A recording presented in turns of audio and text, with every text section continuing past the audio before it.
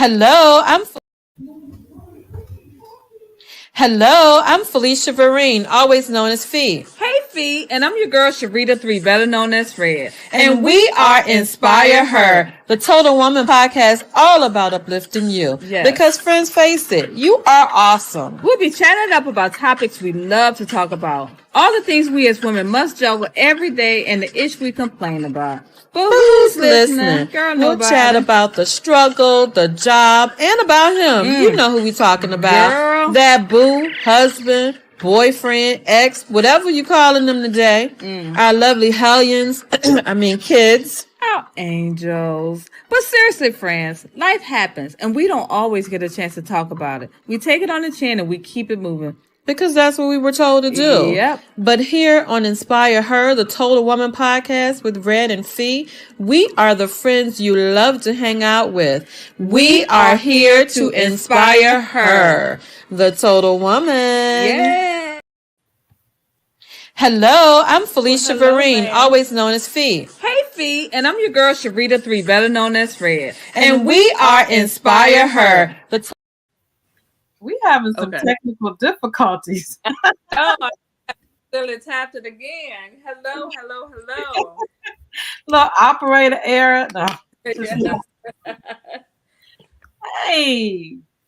How are you? I'm good. I'm back home.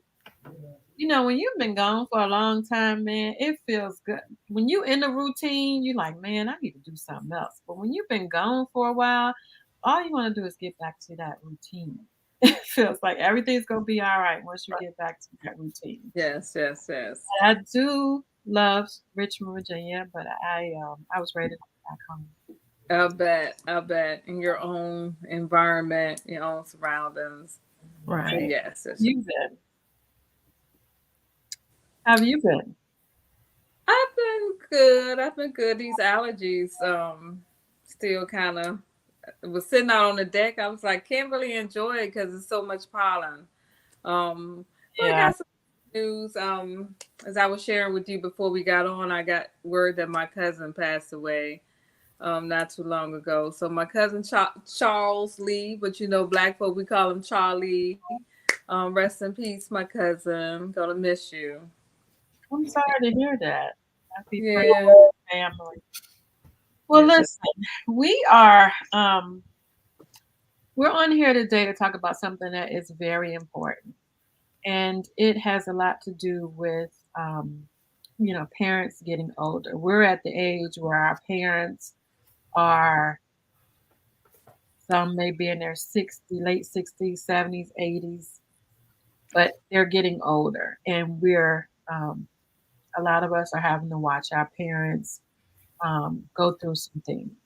This episode is about anticipatory grief of an aging parent. So we're going to go through the definition of anticipatory grief and what we consider aging parents, and then talk about some signs, and then talk about caregivers and give some examples of our own experiences.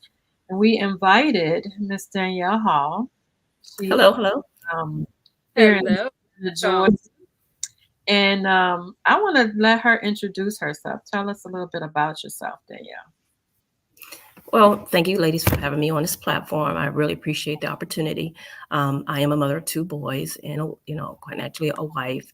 And I am at the point where just got my sons out of high school, one on his first degree in college.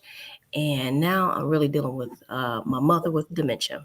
And so now I'm just, life is re-lifing. We have this life anticipation, what we want to do at this time and things like that. But I plan different, and planning different deals a lot with some setbacks where you have to sit back and just, let some things go and then embrace what you need to embrace. So that's where I'm at today. And I thank God for the opportunity to just, be there for my mom and my dad as needed. But it's a struggle. It is a struggle. And I hope that we can really enlighten those listening on some of the grief patterns and dealing with an aging parent. Okay. I truly appreciate you accepting our request to be online with us today. It is I felt like it's very important the reason why I brought this topic to Red is because I felt like it was very important. We have fun, we enjoy life, we talk about, relaxing, doing your thing, and all that, but it's important to talk about the responsibilities that we have as well. And Right. this is a very important one. I'll start out talking about, so people look at it and say, anticipatory grief. What in the world is that? Well, anticipatory grief is a grief that happens before a loss rather than after. You're anticipating what's getting ready to happen. It's knowing that somebody is going to pass and starting to acknowledge the changes that are happening in your life and your relationships through that period. But it is also, and I'm learning that now, it is also dealing with your parent may not be at a point where they're dying, but there's a drastic change in their life Right. and something that you've never seen before. And you're anticipating what's going to happen.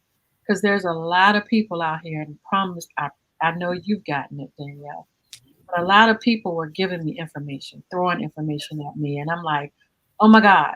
I mean, I can't take in all this information, but watching a parent change and not be the person that you normally see them as, not doing the same things they used to do, Right. Right. being interested in things, not doing the normal day to day things like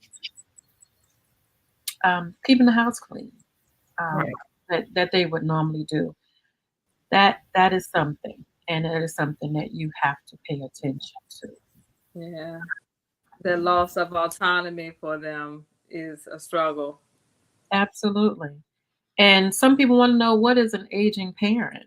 Well, based on what I understand, you know, my parents are aging. They're in their 70s now. Um, but scientists, I went online and I'm a scientist who study aging in older adults. And this is kind of funny to me, the terminology they use, but they classify those aged 65 to 75 as young old. And I'm like, what is young old? But I Mhm. guess they're saying they're going into aging, but they're still at that age where they're good. 75 to 85 as old, and 85 plus as old. And I'm like, okay. I mean, that makes sense. But you still have some 90-year-olds out here that are still in their right mind until the day they Mhm. die. I think it's kind of based on genetics. Right. Um, but I just want to talk about, like, Danielle, tell us, how did you notice that your mom was starting to go through dementia? Well, being 2 hours away from her living, my dad was informing me. I bet the first biggest thing is she was driving somewhere in the town and didn't know how to get back home. Mm. So, and just forgetting certain things, losing the keys. So it was building up. And it was just at the end of the pandemic. And it was just, oh my goodness. So it was a lot of things going on just environmentally that spiked a lot of concern and issues. So that was the onset. And then getting, a calendar of this from the doctor how it's going to progress, what stages and things like that. So now we're seeing it most prevalent, right now. So was Yeah. forgetfulness the first, like one of the first stages? Yes, yes, we're coming out of that first stage, I believe. Yeah. Yeah. I mean that the Alzheimer you got the Alzheimer's and dementia, which are kind of like two different things. Alzheimer's is the onset of dementia, but people can have Alzheimer's but not be diagnosed as dementia. Is your mom doing a sundowning now, or they're accusing people of stealing from her? Has she gotten to that point yet? Yes, yes, we are there, and it comes and goes. It's not all the time. So it's like when it hits, you're in that phase, and you're trying to just get past it. And you want, from my perspective, you just want to hurry up. Okay, it's not. This is not happening. It's not real. You try to inform them, and you're trying to fight that neglect or fight that apprehension there to get past it. But it's something that you're facing that's going to grow and it's going to continue to go on. Mm-hmm. We got a question. What medication is your mom taking for dementia to slow it down, and is it working? I don't know. I don't. I know I give it to her, but I don't know the name. Um, I do know the name. I don't know. I can't think of that right off the Yeah. bat. Do you feel like But it's I working? First of all, no how old is your mom? Because 72. really, our brain starts to deteriorate in our 40s. Yeah, So, how old is your mom when she with the onset of her dementia? 72. She was about 72. 70, I think, between 70 and 71, but she's Okay. 72 now. Okay. Okay. Yeah. But you you listen to people talking, and they suggest that you talk to people in different groups. But sometimes, people experience different things with their parents, even though it could be potentially be the same thing, but they're doing different things. Mm-hmm. Like you know, and I said I wasn't going to focus, but I just am. My dad's going through some things, and um being able to keep up his home, and I think his energy level. I think he's going through some depression. Um, and when we first went to see him, he was angry. Like I had never seen him like that before, and I kind of pushed it away as, oh, we're taking his things away from him, so he's upset. But it was a little bit more than that. And one of the reasons why I wanted to have this episode is because a lot of times we don't want to acknowledge it. And I think I'm in that phase right now where, yes, Siobhan said agitation, definitely agitated. And I didn't want to acknowledge it. And some things I'm still like, well, my dad is in his right mind. My dad is this, my dad is that.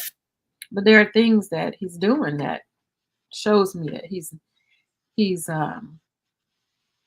things are happening. Let's say that it's not normal.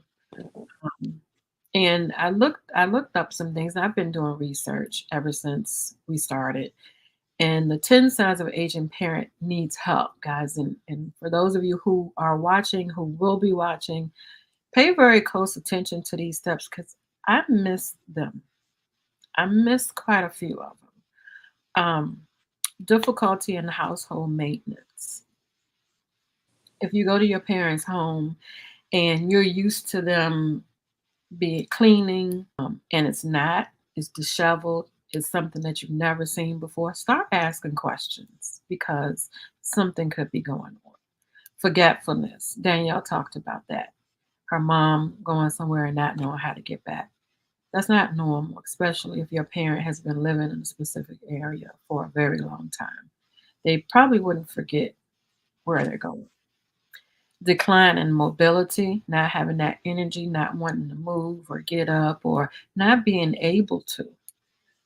Irrational behavior, in my instance, cursing me out, getting upset over the least little thing. Poor hygiene, unclean home, losing track of medications. That's a sign of, just kind of being there but not there. Loss in weight.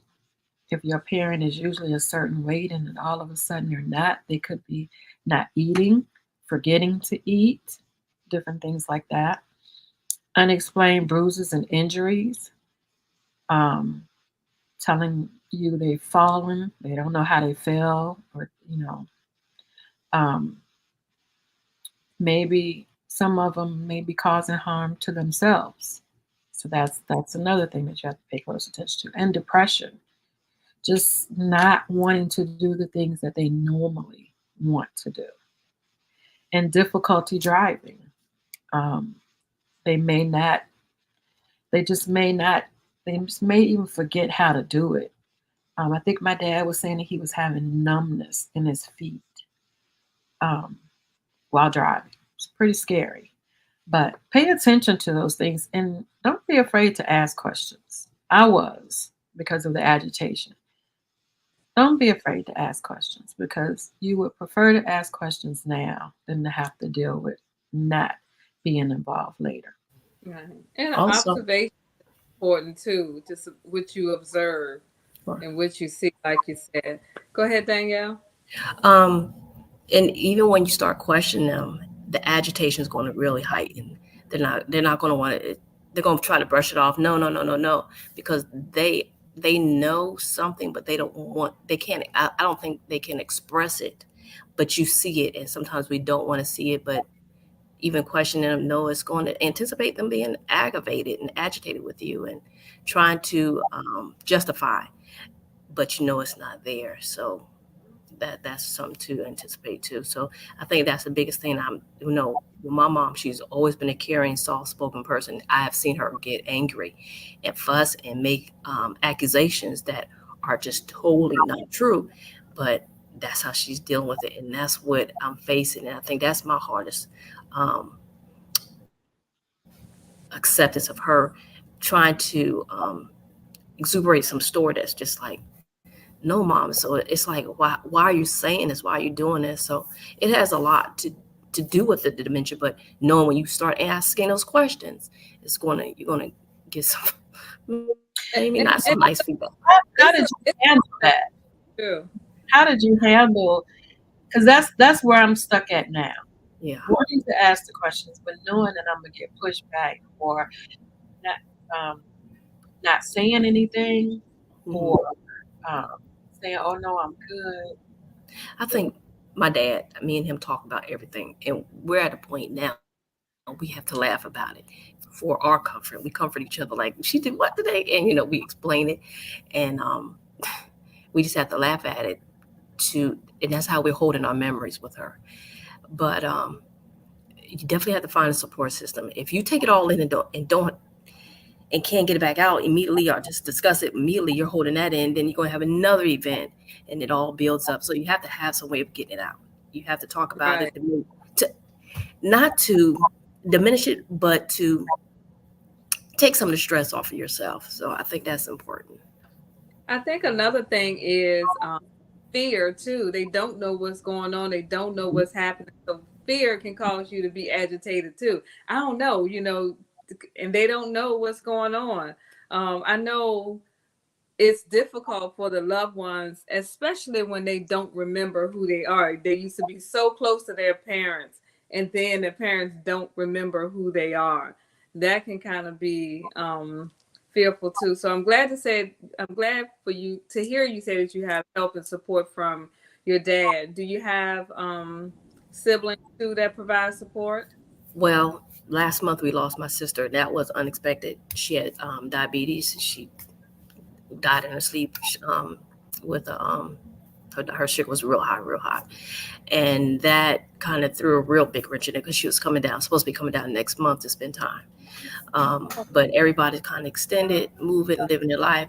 But then you have to be able to be very flexible. So it's me and him, and then my brother would definitely, they're popping in and out. Like I'm here, it's Tuesdays. On Tuesdays, I'm in Columbia, kind of be on her, while my dad is out. That's his day of, being out doing what he needs to do. So we have to develop a new life pattern and things just change. So, and just like you said, the forgetting of who she hasn't forgotten me. She hasn't forgotten any of my siblings, nor my children, or anything like that. But she forgets my dad. That is the craziest. The one who's been with you through before any and all of it the longest. And that's who you forget the most. And you get agitated when he's in a room. Like, who is that? Like, mom. So that point right there is like, oh my God, how can you not know him? Forget me, but know him. But she doesn't. It's him that she goes through periods of not recognizing or identifying him as her brother. So, and it's always at night between 9, 10, 11, 12. Me and my dad are really pinpointing everything. It's like it's at night when things are slowing down. The hustle and bustle of the day is over, and she's home all day. So we're Mm-hmm. timing things. We're trying to, answer the questions that we don't know for her and things like that. But that memory part of her not knowing him, and my husband, he dealt with it with one of his grandparents that had dementia. He kind of knew signs, and he'll talk to me about it. He's like, it's going to get worse, and it's going to do this and this. And he's trying to tell me, Mm-hmm. but you just, I don't know, it's different every day. You don't know. When my phone rings, I don't know if I'm gonna have to drop and leave, and come home. It's a lot. I mean, I've been, and then people are like, well, how's your mom doing? They don't know. I've been with my mom every weekend for the last month or so. She's up with me. Right. I'm down here. You're constantly moving, but then you're still trying to hold your stable family. So it gets overwhelming. Yeah. Right. And listening to Yeah. you, The question. I wonder about, you know, what stage we're going to be in. Because, like I said, my dad can talk to you about politics. He can talk to you about, um, he can talk to you about everything. He repeats himself some, but he can talk to you about anything. Very knowledgeable about what's going on in the world today. Um, but as soon as we start asking him questions about things that's not getting done, silence, just complete silence. I don't know. Um, Yeah, so that's pride too. It's like he's a man. It's the pride too. Right. The good thing is what I'm hearing you say is your mom is still in her natural environment, still in her familiar surrounding. So that's helpful for It her is. to remember things. Yeah, you talked a little bit about how it's affecting your lifestyle, and it sounds like it is very much so. And Rhonda said she's going through the same thing, being an only child, can make the journey very lonely. Hmm. So I get that. Any Have you looked into home health? That's a question Siobhan asked. No, we're not. Mm-hmm. so And you're you may not planning on get you and your one dad because taking care of her yourself? right. Yeah, my dad is. We've had a discussion, and we've already been to the lawyer, and I'm like, her pound for turn if anything happens to him. But he was like, just take care of your mom, take care of your mom. So, in our culture, we try to maintain our household, and, mom moves in. It's just, my husband, like, okay, if we ever have to deal with your mom, we're ready. So it's just something it's, we don't want to talk about any health care or anything, but we do understand that maybe someone needs to come in and sit with her some and things like that. We do have some church members who have stepped up and done that as well. So, but my dad, I think I worry about him because he function as primary caregiver right now, and still yet he's still a minister, and he's very, very busy. So it we're trying to you navigate every day. Yeah, Siobhan, it sounds like they just trying to themselves and making that home health care a last resort. But I guess being proactive and before you get to that point, I kind of see what that is too. And a lot of times we as family, we do all that we can, not knowing that it's putting a lot on us Um, mentally, emotionally, mhm. financially, our physical health, everything, because we don't, we want that to be the last resort. Right. So it may not be a comfortable thought, but it may be something to look into if you discuss it with your dad and your other Right. siblings, just to see. Um, yeah, I know getting outside help can be expensive sometimes. It could Mhm. be difficult. It could be hard for us to trust other people to care for our parents, and because we always feel nobody's going to treat our parent or do with our Like we parent will. like we would do. So, Mhm. yeah. And How do seeing you your find? mom this weekend was good as well. She looked good. Right. Good. Thank you. Yeah. And that's one thing we try to make sure she's out, not too much because she does get agitated after a period of time. She doesn't like to be away from my father as much. She'll come be with me, but once we're in the car, where's your dad? Is he coming to get me? Where is he? So it's like we do spans of things and time, and to, settle her back down for that purposes. All Did right. she feel agitated Saturday being around all of No, no. Now back to the memory. Her short-term memory is what's really going. Her long-term memory, she remembers faces. She can talk to people and ask them about how Mhm. they're doing, how they're, family. The long-term memory is still intact. So Right. that's good. So is in a way it's good for her to get out and go, go be with other church sisters and things like that. So I see it when she's talking. I'm like, okay, that's good. That's still intact. I need to see that as well. So she's fine. Like this past Saturday, her stomach wasn't doing too good, so she kept going to the bathroom and things like that. So you know that was that particular issue. But other than being there, she enjoyed it. But when we get in the car, she's like, okay, well, where's Jackie? Where's your dad? Did he call? I got a call. So she calls him as soon as we get in the car and things like that. So it's immediate when the transition occurs. She needs him to kind of come back together or be consoled. I don't understand, but that's what she wants. So, and I'm on the phone like, we're coming to get you. And once they get together, she just is fine and calm again. But it's not anything too bad. It's just like it's a transition. She needs to know where he's at. But when she goes to an Right. event, she's fine. She's engaging and things like that. So yeah. Right. So, we're talking about just parents getting older, whether they have dementia or not. It's difficult when you get into that point. And a lot of times especially if they begin to lose other people, they sometimes they feel lonely because everybody else around me has passed away. I think I was sharing with you that my mom is the only one of her siblings that's left. So, that can be hard too. Yeah, I guess just the process, it's difficult for us. Fee, I know you had some techniques or some things that we could do to help us through this that you Well, one researched. thing that I wanted to say first is that I was talking to a doctor here Mm-hmm. in Savannah about the situation, and they said, your parents may be experiencing dementia, and you really do know when your parents are experiencing dementia, or they may be experiencing depression. Depression can be um, pretty big when parents get older, their kids Mm-hmm. are have their own lives, they're doing their own thing. A lot of parents say, "Oh, I don't want to bother you," "Oh, I don't want to do this." And sometimes they really do need that. So pay close attention to that and make sure you are spending time with your parents. Um, they could be experiencing anxiety. Some parents are experiencing anxiety issues, may not want to be by themselves. Um, they may be in a perfectly good neighborhood or whatever, but there be something that gets them a little bit nervous. Right. They may see something on TV and may associate it with themselves, and it has nothing to do with them. Um, Mm-hmm. then they said Alzheimer's, which, like you said, is different than dementia, but has some of the same symptoms. So once you start noticing something, there are associations that you can go to. Like in Richmond, there was an association called Senior Connection, um, APS, which is Adult Protective Services. Um, you they do have things that help you. A lot of people think that once it hits APS that they're coming to get your loved one and they're going to take them because they are harm to themselves. But I had to learn that's really not what APS does all the time. They also Mm-hmm. help you get other organizations to pay attention to what you need.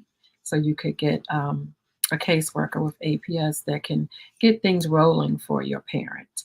Um, Mm-hmm. and if need be, they can talk to other organizations on your behalf because there's a lot going on, a lot. And you can't be everywhere at one time. So having a good spokesperson to talk for you. And if your parent is in the military or was in the military, the VA is a great help once you can get through to them. But it takes a little bit of time, but they are a great help. Um, so all of these things are helpful, and I'm sure people that have been dealing with parents going through this have many, many more. So if you do, please put them in the comments, and we'll make sure that we post them on our page to let people know what those things are. But as Red said, there are things that we need to do as well. Once you become a caregiver, in order to take care of somebody else, you have to take care of yourself. Mm-hmm. So I found 6 tips on how to cope with stress of taking care of elderly parents. Don't let caregiving take over your life. I know you love your parents and aunts, uncles, whomever they are, but you have to find some time for yourself, even if it's just taking a walk or a drive. Several times when I was there with my dad, I just had to say, okay, let's just change the scenery and go get something to eat. let's just sit and talk and laugh about old times. It kind of change the environment a little bit. Have some fun, you know. Consider your finances. Like seriously, consider your finances because taking on a parent is a lot, you know, especially if they don't have those funds. Some parents do. But if they don't have those funds, there are associations out there that will help. You just need to find the right one. Prioritize your mental health. You know, I was going through some things where my dad was lashing out at me, and I just had to call somebody and just literally I had called Sharita a couple times. I called my friend Peg, who's going through the same thing, a couple times, and they were able to calm me down because I was all over the place. I mean, I'm usually not a person that loses it, but when you have a parent that is just going at you, it's like, oh my God, you know, I don't know what this is. I need help. And set healthy boundaries. Right. So if it gets to be too much for you, say, okay, you have siblings, or if you have somebody who's willing to help, say, I need to walk away right now. Right. Right. So And one that's thing important. that Gail, I'm sorry, your husband is very supportive. Right. And that's a blessing to have because that's a lot. And so I'm glad your husband is very supportive of everything that you got going on. Sounds like you have a great partner. Right. And And that's that, and also just what you were saying, Felicia, and you mentioned earlier, you hear a lot of people coming to you telling you this, that, and then everything. But you have to consider your source. I do have Sister Carol Bush at the church, who she went through it with her mother. And when I have episodes, if I go through something, I can explain it in detail to her, and she'll give me some very encouraging words. So she's like that person. I just need one. I can't go to everybody, can't explain everything to everybody, but I need a solid person, and she has been that person. So some people will tell you, well, why don't you do this, or why don't you do that, or why don't you do this, or you need to do that. And I'm like, listen, he's not at that point yet where you right, can do any of that stuff. And like Sheree said, finding supportive resources and caregiving help. Even if you're not ready for a caregiver, maybe that person can help you in other ways to do Right. things for you. Right. Um, like maybe if let's say for if you have kids, maybe somebody that can babysit while you do this, or you know, if you're not ready for, because my dad's not ready for someone to come and help him Now, out. yeah, besides the obvious, what's the most difficult thing that you're dealing with? Everybody's difficult thing may be different, but what's the most difficult thing for you to deal with in this situation? um, I just think it's this planning everything. You plan, you know, you like, okay, this summer I'm gonna do this. I'm gonna go travel, and I don't plan too much. I don't plan anything elaborate. I go too far because I don't know when my dad would need me. Um, just trying to read, because when she back in 2021, when it was really the onset, and then she had knee surgery, I took some time off of my job, and I knew like that was going to be difficult. But then that going into 2020 school year, that was 2021, 22 school year. After that, I didn't return back to the school system, so I'm virtual. So matter of fact, I had meetings and everything today, and I'm here. So I need to be able to move in this, you know, be here when I can. So that in itself is just having a shift in my job structure and being able to be more flexible. And it's for that reason, and having that has helped me. So I think you setting up my personal life goals or my personal life, use my regiment changed so I can be more flexible for her. And I think that has been my biggest focus. Just let me make sure I can be there when I can, and just be that help. And I think just not doing too much and planning things and trying to involve her, because we still want to keep them, you know, your parent involved. Never, you just don't want to leave her at home. So I think planning. I'm just trying to plan everything, but I don't. And that's still, it's the anticipatory part. Well, what's coming up next? What am I going to have to, you know, focus and deal with next? But right now, I'm glad I'm able to be so flexible for her. That's Right. what I'm going to And ask you. Because things change. both of us are out of town. How do you how did you in the beginning? How did you work with that? And your dad is there, and you're in Savannah, but you went to virtual. Hmm. You're a little bit more flexible. Right. What else did you? Um, that well, and then having my son who graduated from high school, I had to be home a lot this year. The senior, got to make sure he gets up, go to school. But now, and I'm so Right. excited everything's over. Now I can do more and be more flexible with her. But I don't know. If as long as I'm here and I want you to put your eyes on her, it seems like all is well. And that right there, that's what I'm finding a lot of confident knowing that I'm here for her. But I think that was my biggest thing. What am I going to do? I fought myself for being so far away. I'm like, oh, I got to move back. I can't move back. I got a husband. I got a family. But having a flexible schedule has helped. That in itself. Okay. What advice would you give to others that are going through this or may go through this in the future with parents? I would advise them first. 2 or 3 you'll have to have some type of conversation, some type of plan and action to work together. Because again, I don't want it all on myself, but I don't want to be my dad with all the responsibilities and the regiment. But he is very, um, and it's just him. He's in control of the situation. He's like, okay, Mhm. Dad, I need you this, and so I'm letting him control it how he needs to. But just identify those key people who need to be there, because it's like we're still like in a waiting zone. We waiting for the next phase. I feel like we got this part, and just like you said, how you gonna do with home health care. Like, well, we're not there yet. I'm not dealing with that. I just we're here. So I don't know what that looks like next year or in a few years, what it will look like. So just make sure you find confidence in the stage you're in right now. Embrace yourself right there, so you're prepared for the next phase that comes. So, and Felicia, like you were talking about the different phases, you see them going through different phases, but when Mhm. it gets more severe, how is that going to you know roll out? How is your dad coping? Is he? I know he's a minister. Is he? He's doing well, and that's what I worry about. He's too well. Hold on a second. We have a household, but he seems to be holding it all together, and I do worry about that. It's like, when do I need to step in more? When do I not? Because he's going to be there. He wants to do so much more than what he will let me do. And I understand this is where we are right now. So just brace that, accept that, and just anticipate something to change, because it's going to happen. He told me he went to the doctor the other day, and the doctor asked him, "Is she fighting back? Is she being aggressive?" He's like, "No." Mhm.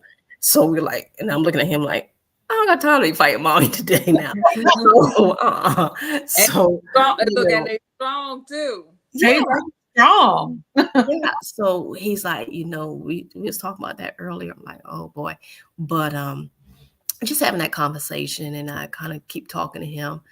We talk at least once or twice a day, and you know, he has. And I'm glad they have some close friends that he calls, and they can talk to her as well. So just knowing that you have a support system, and you have to rely on that support system. So I'm Mhm. glad he has those outlets, but sometimes he'll like, I need you to call your mom. She doesn't recognize me. I'm in the left front room. She's back in her bedroom, and I'm in Savannah. So I'm calling like, Mom, where's Daddy? I don't know. He's not. I think he's in Charlotte.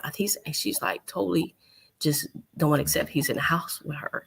So you're just dealing with little things, and you have to just, you go through it. I don't know. Everybody will have a different experience. Everyone have a different support system. But when you're going through it, I think that what you were saying, Felicia, we do have to take care of ourselves. And I do worry about my dad, and trying to question him how he's doing things. He's like, "Oh, I'm fine." But That's men, a man. that's a man thing. That's a man. Definitely, you have to have people that you call because Yes. certain point I thought I was losing it. I called my girlfriend Peggy and she was like, "It's okay, it's okay."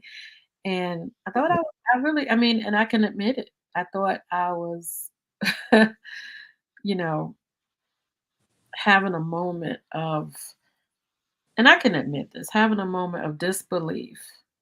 And is this my real world? And how do I get through this? All of that at once. And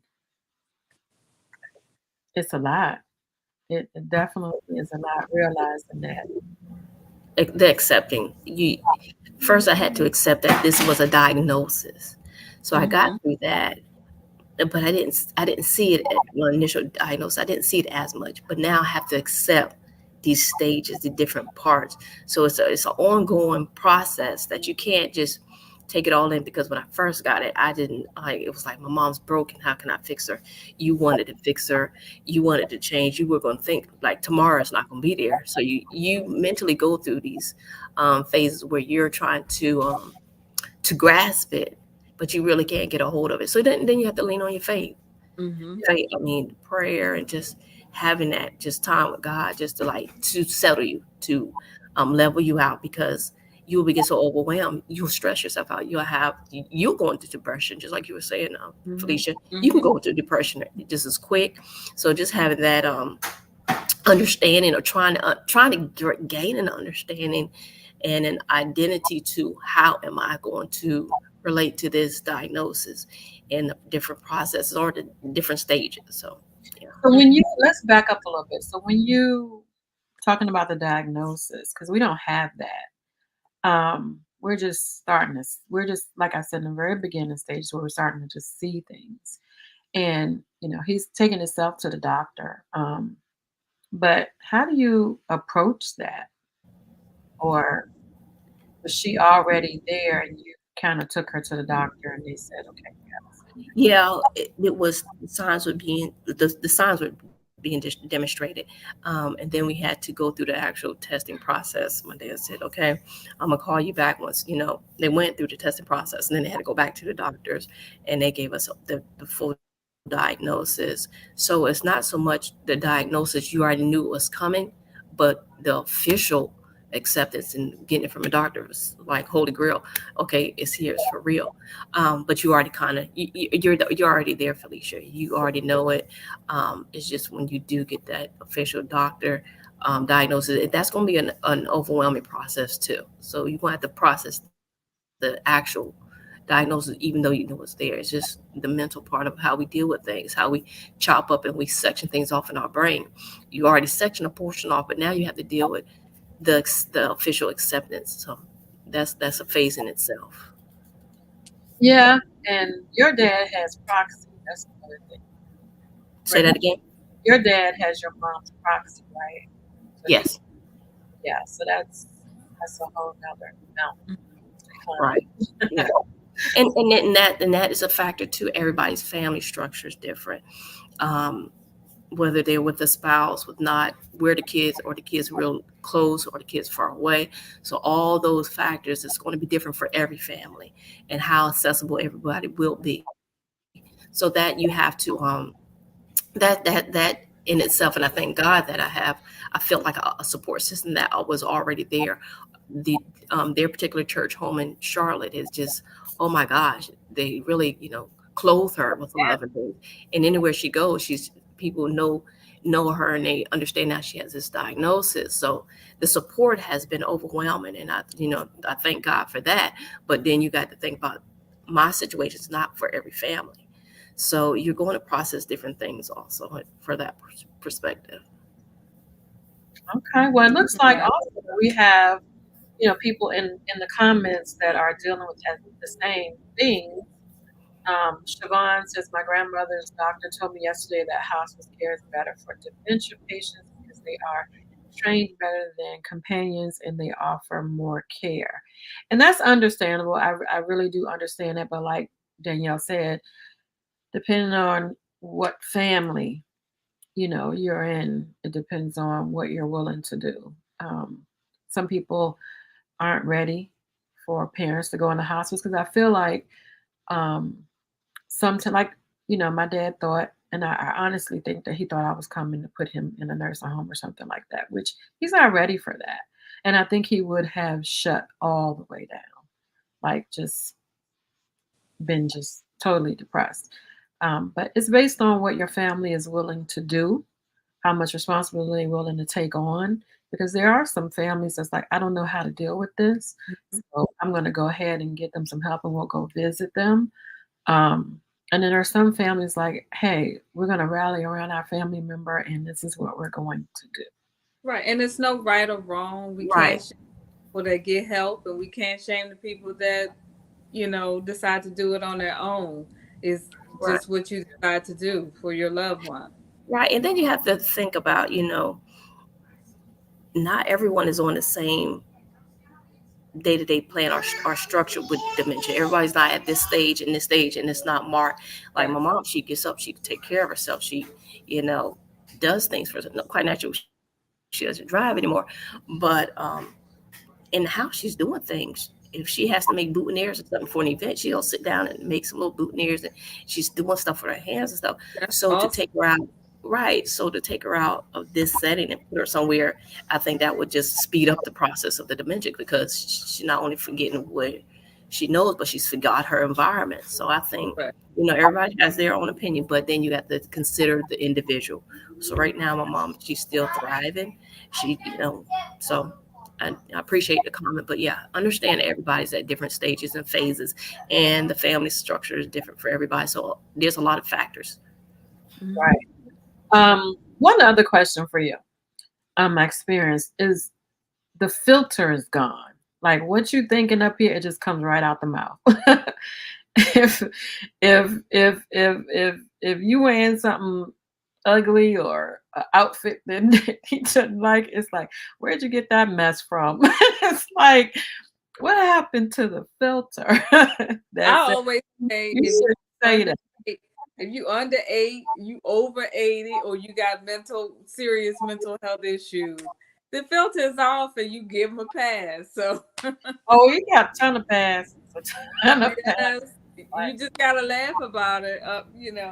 My And grandmother some used of to it, always call all us fat. She ain't had dementia, but you getting fat, so they don't have a filter. A kid will say anything. So it's uh, you can't have be sensitive and be around Right. I that, had to that learn population. that. I had to learn that. Oh my God. It was like, and it wasn't towards me, it was towards other people. It Mhm. was like, I haven't seen the filter come off. She always wants to be pleasant about being nice, and I haven't seen the filter come off, other than when she gets agitated in the Mhm. house. So just to be out and all of that, not too much. um, Siobhan shared a little bit more situation is my grandmother still has her home and wants to go home. So we got home health that comes in for 5 hours to give us some time to grocery shop, etc. However, the caregivers are not handling her. When I say hospice care, I mean they can come to the home. Okay. And she's totally against nursing home. Yeah, I think the only thing is when we hear hospice, we think like the end, yeah, so, oh, you at the end, you got hospice. So it's almost like a negative connotation to hospice. So that's interesting to know that I didn't know that hospice care could come in to help and do those things, Siobhan, with other individuals is not like in their final stages or days or whatever. Time you hear hospice, it's always like, oh, this person is towards the end. Yeah. One thing, in addition to that, is just kind of getting affairs in order, making sure we know what our parents want, we know what their wishes are. Not just our parents, as we get older, it might be our spouses or whatever. Just knowing what people want and what people want to happen when the time is near. And that's a difficult conversation too. My mom always tends to say things when somebody has recently passed, or when she's thinking about stuff like that. But it's uncomfortable for us, and it's uncomfortable for the other person is at that point, but it's definitely needed. So we do need to know what our loved ones wishes are at some point. definitely. It's and my dad, he's still doing. A living will, so to speak. He's still good. He's driving. He's still driving. He's still doing things for himself. I just would love to be able to keep a better eye on him and make sure that he's doing what he's supposed to be doing. And my mom, she's right here with me. So, I'm watching Hmm. everything now because it's just, it's different. Things I are can different. get that.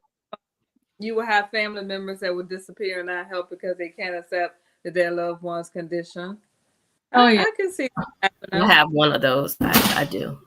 Yeah, it's hard to see, and I've seen it too.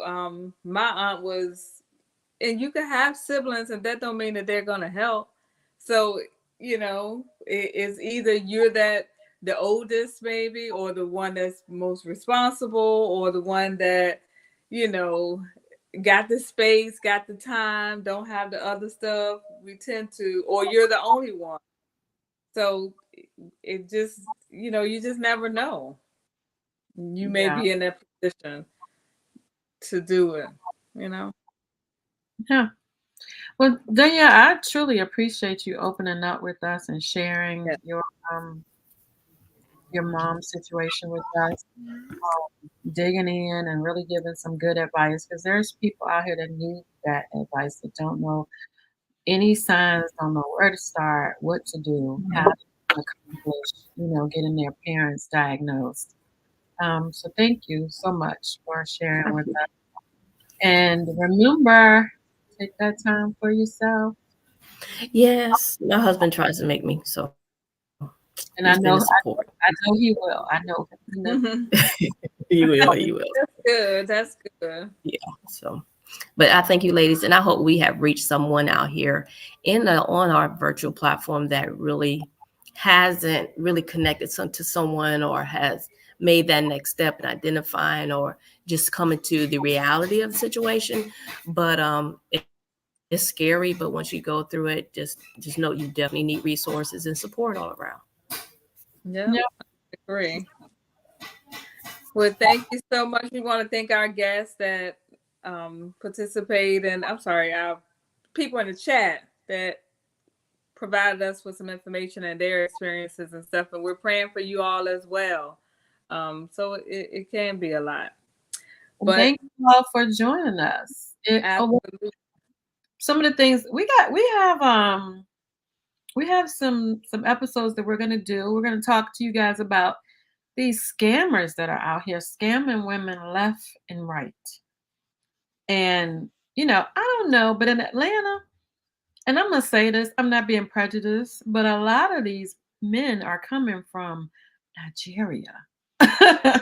In Atlanta, you hear a whole bunch of stories. Allegedly. Not allegedly. It's not just, African men. It's men all over there scamming Yeah. women out of their things. We're going to talk about that.